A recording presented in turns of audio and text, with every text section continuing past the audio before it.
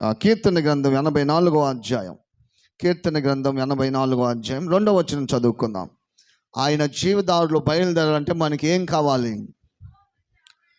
యెహోవా మందిర ఆవరణములను చూడవలనని నా ప్రాణము ఎంతో ఆశపడుచున్నది. దేవుని మందిర ఆలయాన్ని చూడాలని ఆశ ఎప్పుడు మనం వదలకూడదు. మందిర ఆవరణాన్ని చూడాలన్నటువంటి ఆశ వదలకుండా ఉండాలి. తర్వాత చూడండి ఏమన్నాడు, సొమ్మ చెల్లుతూ ఉన్నది, నేను చూడాలని ఆశతో సొమ్మ చెల్లిపోతా ఉన్నది. కృపగల దేవుని దర్శించుటకు నా హృదయమును నా శరీరమును ఆనందముతో కేకలు వేయుచున్నది. ఎవరంటే దేవుడు? ఏ దేవుడు అండి? ఏ దేవుడో గట్టి చెప్పాలా? జీవము గల దేవుని చూడాలని నా హృదయం ఎంతో ఆశ కలిగి ఉన్నది.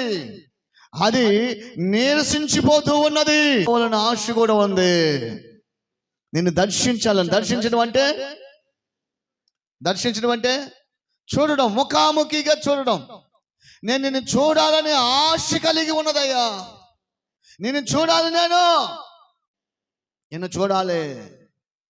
ఈ ఆశ ఏంటి అంటే, ఎందుకు చూడాలా నన్ను అని అంటే, యేసయ్య దగ్గర ఇక్కడ ఒక మాట ఉంది, నీవు జీవము గల దేవుడు అని చూడాలా. ఎందుకు అంటే, నా లోపల ఆ జీవదారులు నాలో నుంచి ప్రవహించాలా, నీలో నుంచి కాదు.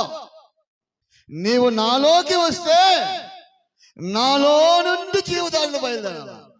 నీవు జీవం గల దేవుడు కనుక ఆ జీవం నాలో ఉంటే నాలో నుంచి బయలుదేరుతుంది. అవునా కదా? ఇప్పుడు ఎవరు కావాలి నీకు? జీవం గల దేవుడు కావాలా? ఆయన చూడాలన్న ఆశ కావాలా?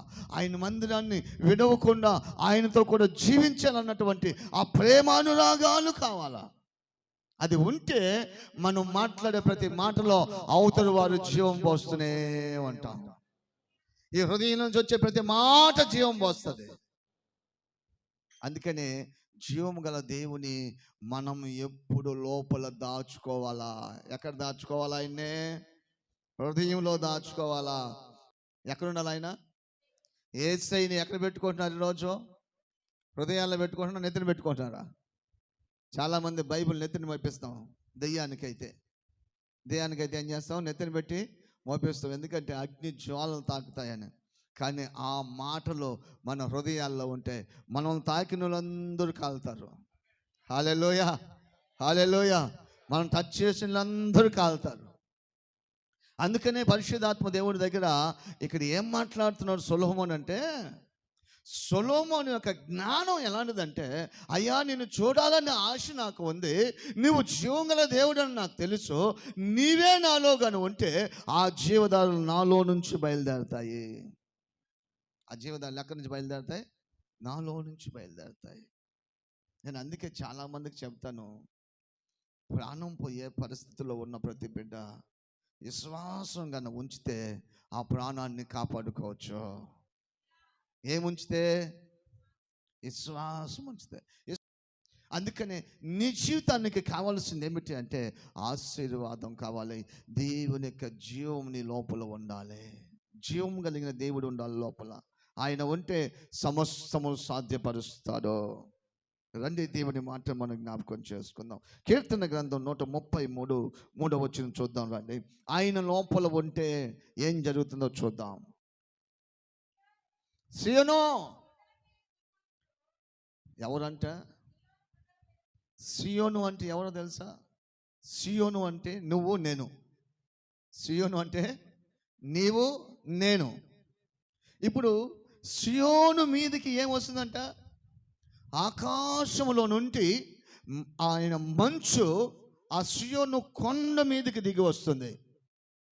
ఆ మంచు ఆ కొండ మీదకి అంటే నీ మీదకి దిగి వస్తున్నప్పుడు